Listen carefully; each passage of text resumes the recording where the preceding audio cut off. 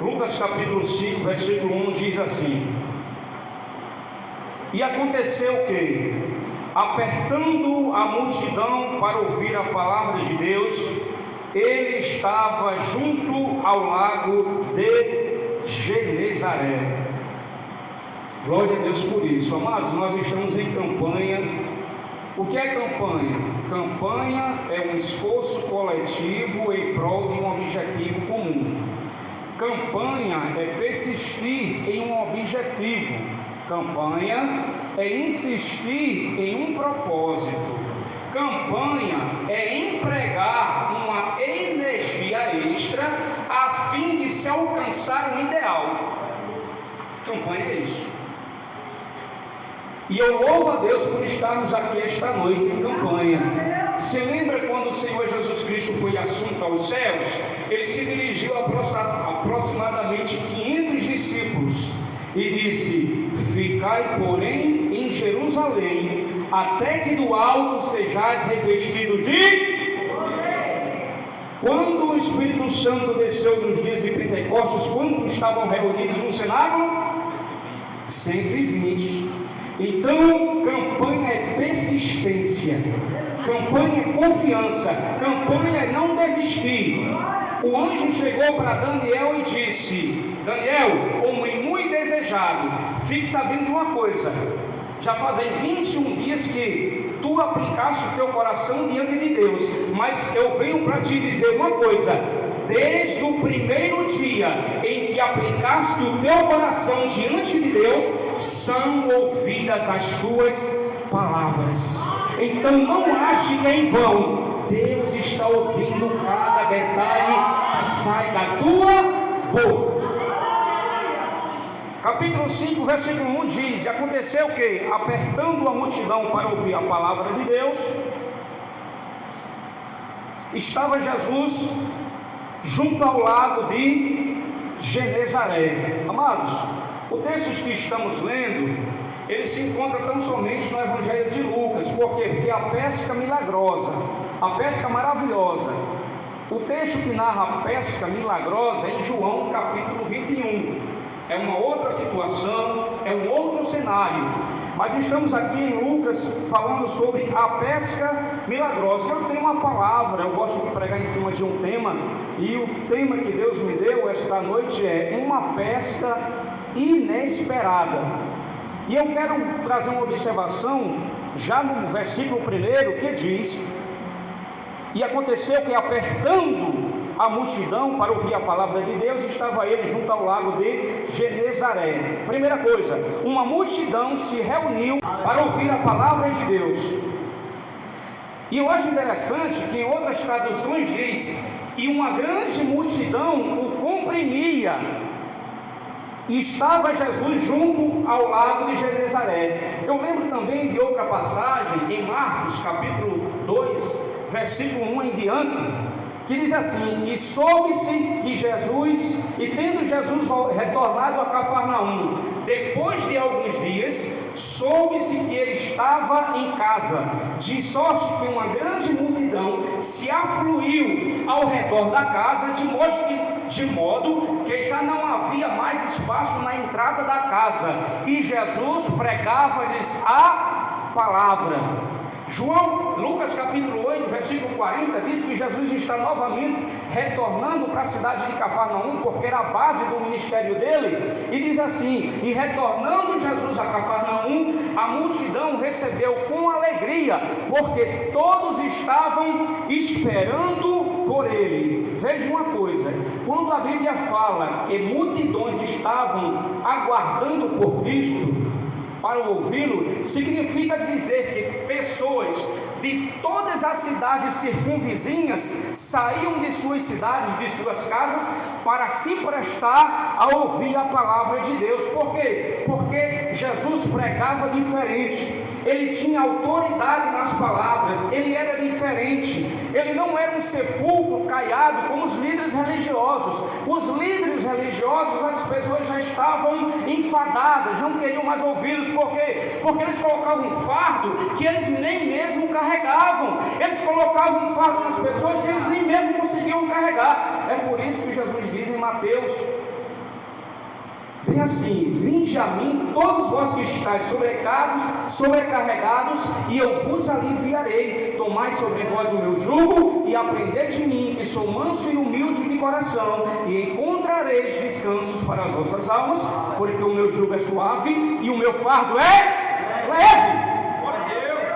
Os líderes religiosos tinham um fardo pesado, Jesus tinha um fardo leve. Mas por que as multidões gostavam tanto de ouvir a Cristo? Porque o evangelho verdadeiro, ele é acompanhado de 5 pilares.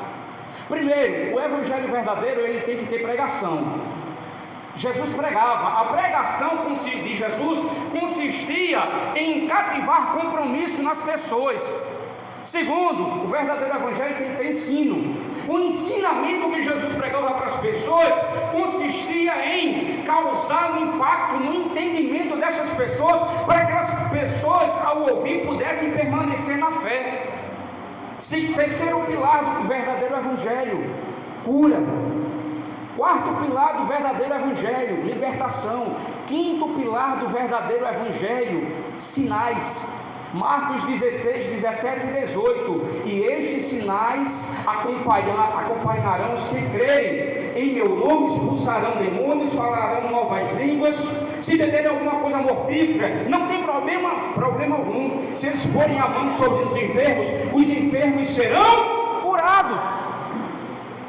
Pregação, ensino, cura, libertação e sinais.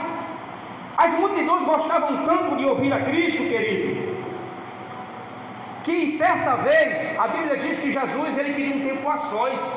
Nem com os discípulos ele queria ficar, porque era só ele e o Pai. Ele foi para o deserto, mas essas multidões, elas conseguiram encontrar o Senhor Jesus Cristo. E a Bíblia diz assim, olha: e a multidão, e Jesus tendo ido para um lugar deserto para ficar sós com o Pai, a multidão o encontrou, de sorte que o deteve, não deixava ele ir embora, e nem ir embora. Por quê? Porque estava sedento pela palavra de Deus. A Bíblia diz que uma multidão, aproximadamente cerca de 20 mil pessoas, porque só de homens tinha mais de 5 mil, uma multidão escutou Jesus durante todo o dia. Aí os discípulos ficaram preocupados e disseram: mestre, já é tarde, o dia já declina, manda que essa multidão seja dispersa, saia pelas aldeias para comprar comida, para se alimentar, para beber. Por quê? Porque aquela multidão não queria deixar a Cristo. Cristo não tinha um meio de comunicação como temos hoje, mas ele era estratégico. Ele colocava pessoas na frente, ele dizia uma frase, aquela pessoa que estava na porta repetia a frase dele, depois aquele outro que estava ouvindo, que estava na porta, repetia a frase novamente e chegava até a última pessoa, porque Cristo fazia de tudo para ganhar almas.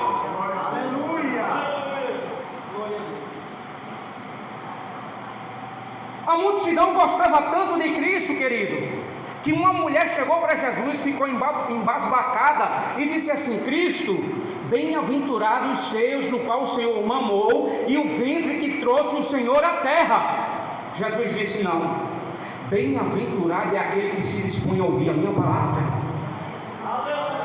Certa vez Jesus estava pregando para uma multidão. Um discípulo chega para Jesus bem assim: mestre, a tua mãe e teus irmãos estão aí, desejam falar-te à parte, desejam ter uma conversa com o Senhor. Jesus olha para a multidão e diz: minha mãe e meus irmãos são todos aqueles que se dispõem a ouvir e praticar a palavra de Deus.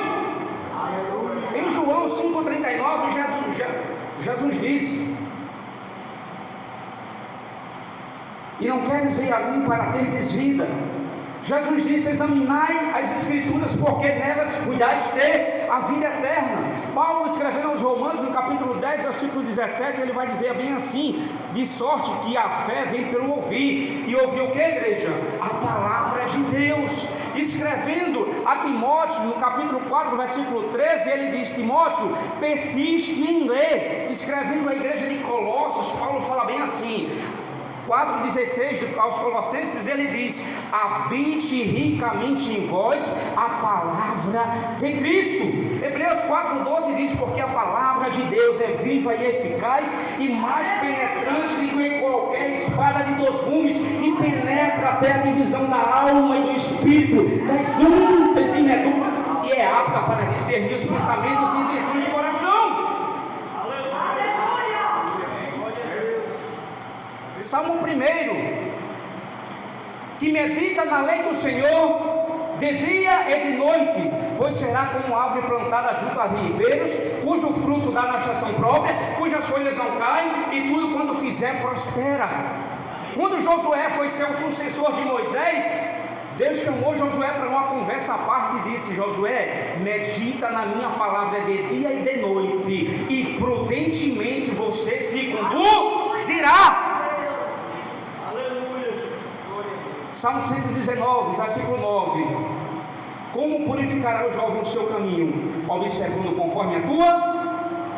Salmo 119, versículo 11: escondi a tua palavra no meu coração para não pecar contra. Salmo 119, versículo 97: ó, como amo a tua palavra, nela medito e me debruço todo o dia. Salmo 119, versículo 105: lâmpada para os meus pés e a tua palavra e luz para o meu caminho. Salmo 119, versículo 130: a exposição da tua palavra dá luz e entendimento a todas aquelas pessoas humildes de coração. Salmo 119, versículo 140: a tua palavra é pura, por isso o teu servo a ama. Salmo 119, versículo 165: os que se alimentam de tua palavra não tropeçam em coisa alguma. É a palavra que transforma, a palavra que vivifica, a palavra que dá força, a palavra que permite você continuar. Segunda coisa, Pedro já não tinha mais esperança de pescar. Por quê? Se pescava durante a noite. Eles achavam melhor se pescar durante a noite, pois assim achavam que adquiriam uma maior quantidade de peixes. Pedro perdeu a esperança. O que é esperança? Um escritor, ele diz bem assim: esperança é a perseverante confiança no futuro. Esperança é a perseverante confiança no futuro. É andar na corda bamba, confiando em Deus sem ter medo de cair. É colocar toda a nossa confiança nas mãos dele e crer piamente que o mesmo atenderá ao nível de nossos anseios e corresponderá ao nível de nossas expectativas. E o tema da palavra é uma pesca inesperada. Por que eu escolhi esse tema? Porque a palavra inesperado significa aquilo que não se espera mais, mas tem uma mais forte. Sabe o que significa a palavra inesperado?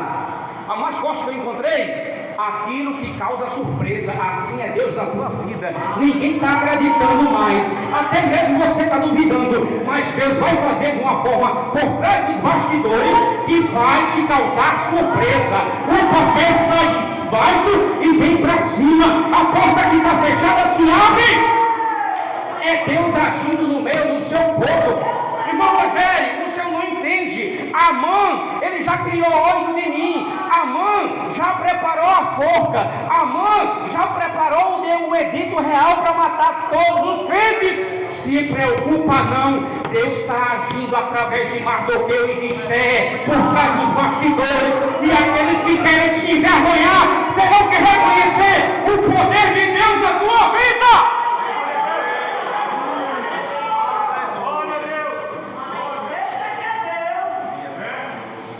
E viu estar 2 barcos junto à praia do lago, e os pescadores, havendo descido deles, estavam lavando as redes. Lavar as redes para quê? Para retirar a vegetação e consertar. Deixa a rede consertada, porque Deus vai agir. A Bíblia diz assim: e Deus se lembrou de Abraão, e Deus se lembrou de Ana, e Deus se lembrou de Jacó. Se lembrou aqui não significa Deus se esqueceu, Ele não se esquece de nada. Se lembrou aqui significa dizer: Deus preparou o tempo para chegar com providência.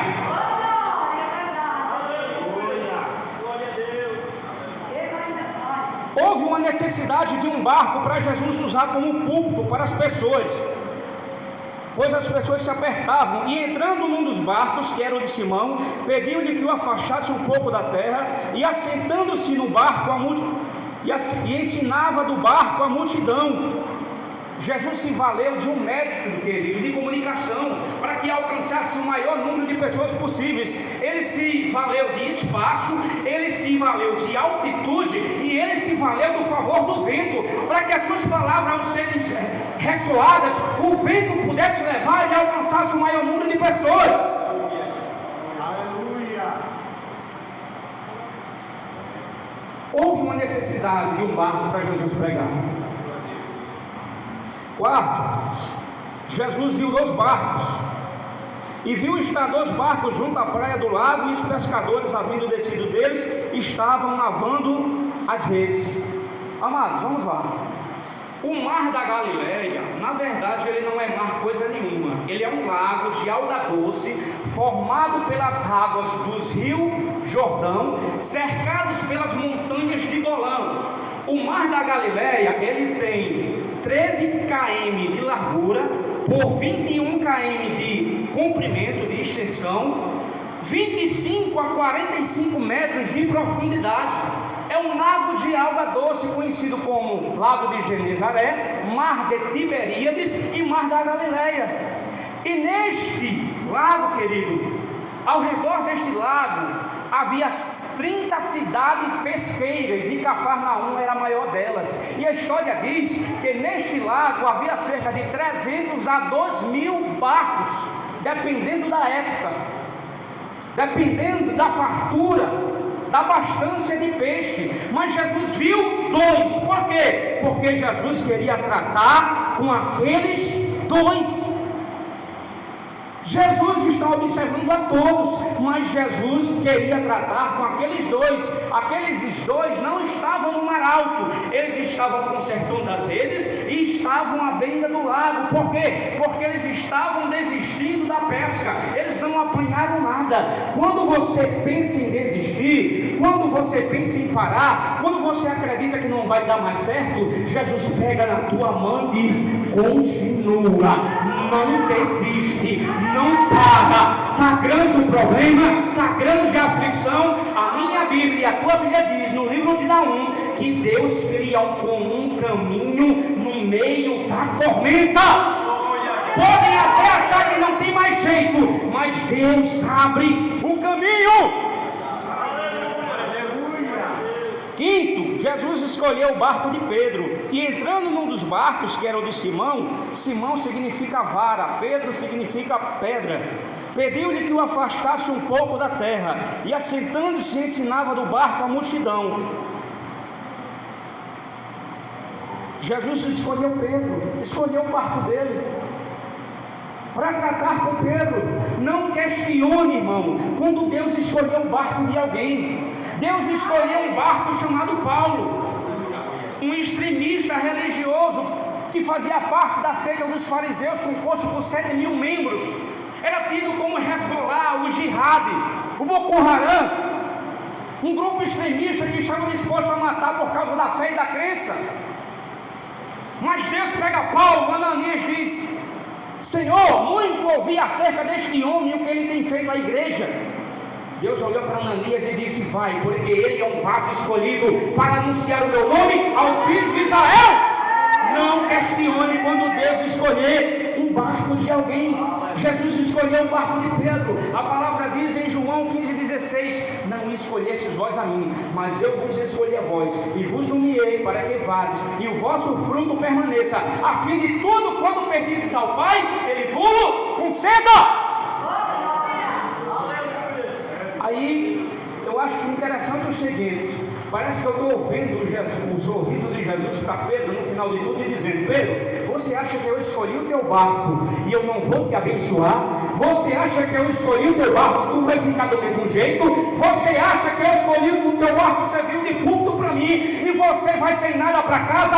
Quem trabalha para Jesus, ele continua cuidando e guardando, ele continua zelando. Aguarda o momento certo que o agir de Deus vai chegar. 6. Os pescadores trabalharam a noite toda, e respondendo Simão disse-lhe: mestre, havendo trabalhado toda a noite, nada apanhamos, mas porque mandas, lançarei a rede. Isso me faz lembrar a pesca milagrosa em João capítulo 21. É uma outra história, um outro cenário. Quando Jesus Cristo já tinha ressuscitado, ele resolve aparecer para os discípulos. Pedro, a Bíblia diz que 7 discípulos foram pescar: Pedro, Tomé, Natanael, Tiago, João e outros 2 discípulos que a Bíblia não diz o nome. Total de 7 no barco pescando. Jesus chega de manhã com um pão, com um peixe, faz uma fogueira, assa o pão, assa o peixe, coloca o pão do lado, olha para aqueles homens frustrados, retornando do mar durante toda a noite, e diz bem assim: filhinhos, rapazes, vocês têm alguma coisa aí com vocês? Vocês pescaram alguma coisa? Alguém responde e diz: não pescamos nada. E Jesus diz: faça o seguinte, lançai a rede à direita do barco. Quando Cristo disse lançai a rede à direita do barco, mesmo sem saber quem era, eles obedeceram, de sorte que 153 peixes apareceram na rede. Há quem diga que não era somente 153, mas 153 espécies de peixes, e quase que aquela rede se rompia. Aí eu imagino alguém dizendo assim: quando os peixes apareceram na rede, João disse assim: Pedrão, é o Senhor. Pedro se jogou na água. Eu imagino alguém dizendo assim: mas será que ele quer que a gente coloque o barco lá para o profundo para pescar mais? Ou tá bom aqui? Eu imagino alguém dizendo para Pedro: se preocupa não, Pedro, o nosso Deus, ele provê no profundo e ele provê no raso, ele provê na bonança e ele provê na escassez.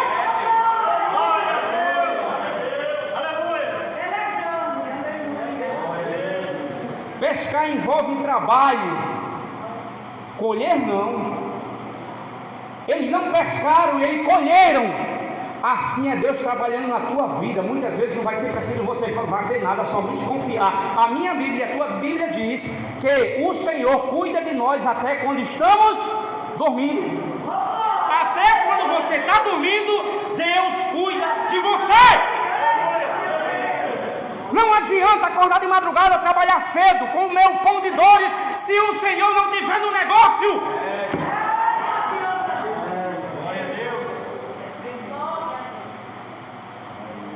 Vamos adiantar, querido. Colheram uma grande quantidade de peixes, 7, e fazendo assim, colheram uma grande quantidade de peixes, e rompia-se-lhes a rede. O que é isso, querido? É um milagre. Passaram a noite toda pescando. Escuta essa, se você não gravou nada até agora, grava só isso. Passaram a noite toda pescando, não apanharam nenhuma piaba. Mas quando Jesus entrou no negócio, o milagre aconteceu. O que é milagre? Milagre é uma intervenção divina em uma situação onde não tem mais controle. Milagre é a ação do sobrenatural agindo no mundo natural. Milagre é tudo aquilo que foge da compreensão e da razão humana. Aleluia! Jesus, os evangelhos sinóticos, João nos diz que Cristo fez tantos milagres e tantas maravilhas, se fosse necessário escrever nos livros de todo mundo baseado na época, não daria para preenchê-los. Mas os livros sinóticos, que é Mateus, Marcos e Lucas, sinóticos por quê? Porque eles contam quase que as mesmas histórias e contam elas de ângulos diferentes, para que você possa se beneficiar disso. Que um deixa faltar, o outro complementa. O leproso, esse que havia um homem leproso, Lucas diz, um homem cheio de lepra, repleto, completo. E Jesus, baseado nos evangelhos sinóticos, ele realizou 35 milagres descritos em Mateus, Marcos e Lucas. Desses 35, 23 foram realizados na região da Galileia. Desses 23, 5 foi envolvendo finanças, 6 foram envolvendo finanças, 5 foi envolvendo libertação, 10 envolvendo cura e 2 ressurreições. E o milagre aconteceu. Por quê? Porque Cristo estava presente no barco. E vamos caminhando para o fim, querido. E quando acabou de falar, disse a Simão: faze-te ao mar alto e lançai as redes para pescar. Lucas capítulo 5, versículo 4. Irmãos, vamos supor aqui que eu seja um pedreiro e o irmão Marcelo aqui seja um padeiro. Eu entendo de construção, o irmão Marcelo entende de pão e de massa. O irmão Marcelo não pode chegar para mim e dizer: Rogério, olha, você tem que usar trena, você tem que usar aquela linha de punho, você tem que colocar a massa assim, um tijolo assim, assado. Não, quem entende sou eu, ele entende de pão. Agora eu também não posso chegar para Marcelo e dizer assim: Marcelo, quando você estiver lá na padaria, rapaz, coloca um oréganozinho na massa, coloca um tempero diferente, faz alguma coisa aí para o pão ficar mais gostoso. Eu não posso, porque é ele que entende de pão. Da mesma forma era Pedro e Jesus. Pedro poderia dizer: o que esse carpinteiro quer aqui? Quem entende de mar sou eu. Eu que sou pescador. Sabe o que eu aprendo com isso? Quem crê não exige de Deus explicação. Crê que Ele está no controle mesmo quando Ele não explica. Quem crê não exige de Deus explicação. Crê que Ele está no controle mesmo que quando Ele não explica.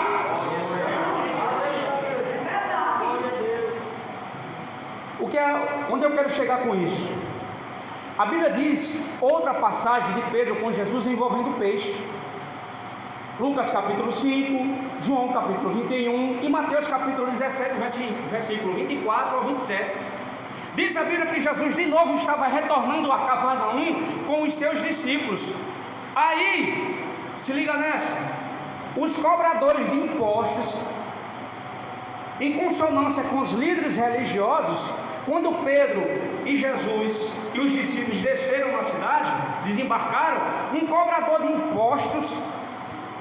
impostos aqui, querido, não é publicano, não é cobrador de Roma, não é aquele funcionário de Roma que cobrava o imposto civil. O cobrador de impostos aqui no texto de Mateus 17 é o cobrador de imposto do templo. Todo judeu, em Êxodo capítulo 30, versículo 16, versículo 11 ao 16, é um dos 613 mandamentos instituídos por Deus. Todo judeu acima de 20 anos tinha que pagar o imposto do templo para a manutenção do templo. Então era um imposto religioso que um judeu pagava anualmente.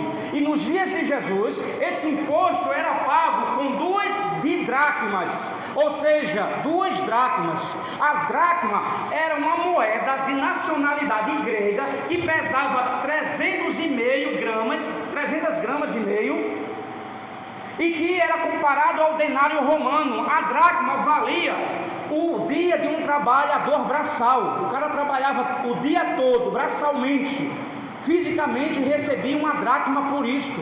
E o cobrador de impostos se refere a Pedro dizendo: o vosso mestre não paga as didracmas, ou seja, as 2 dracmas? Pedro disse: sim, paga. Mas por que os cobradores de impostos foram para Pedro? A resposta está em Marcos capítulo 9, versículo 32.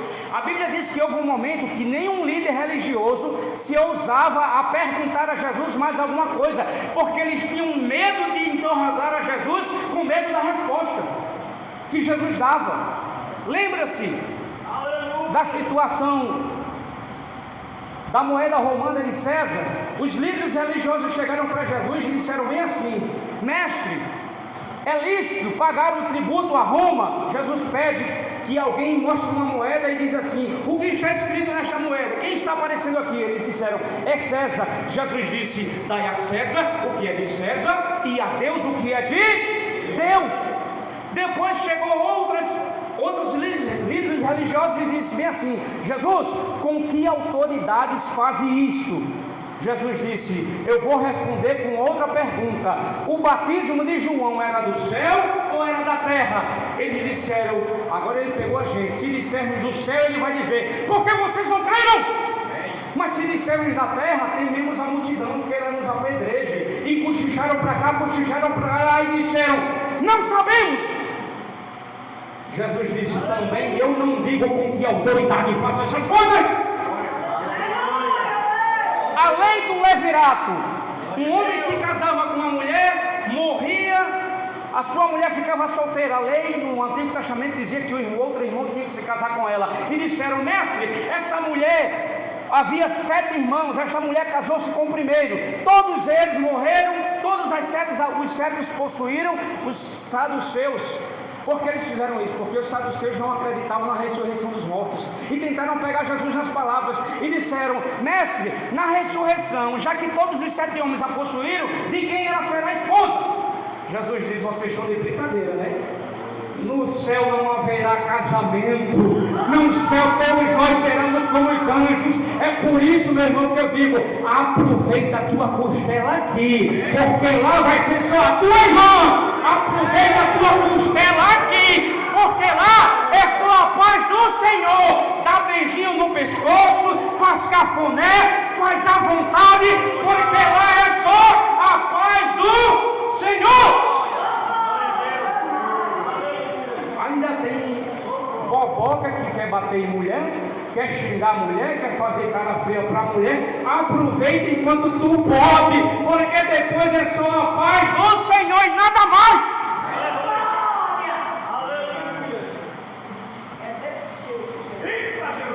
A palavra diz que o espírito do profeta está subindo ao profeta. Tem que ter sabedoria.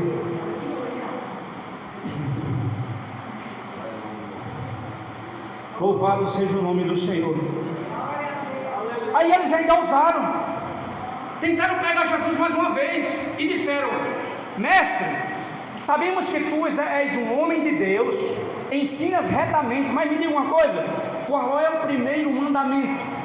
Aí Jesus disse: é simples, amarás ao Senhor teu Deus de todo o teu coração, de todas as tuas forças e de todo o teu entendimento. Aí Jesus pega eles e diz assim: mas o segundo semelhante a este é: ame o seu próximo como a você mesmo.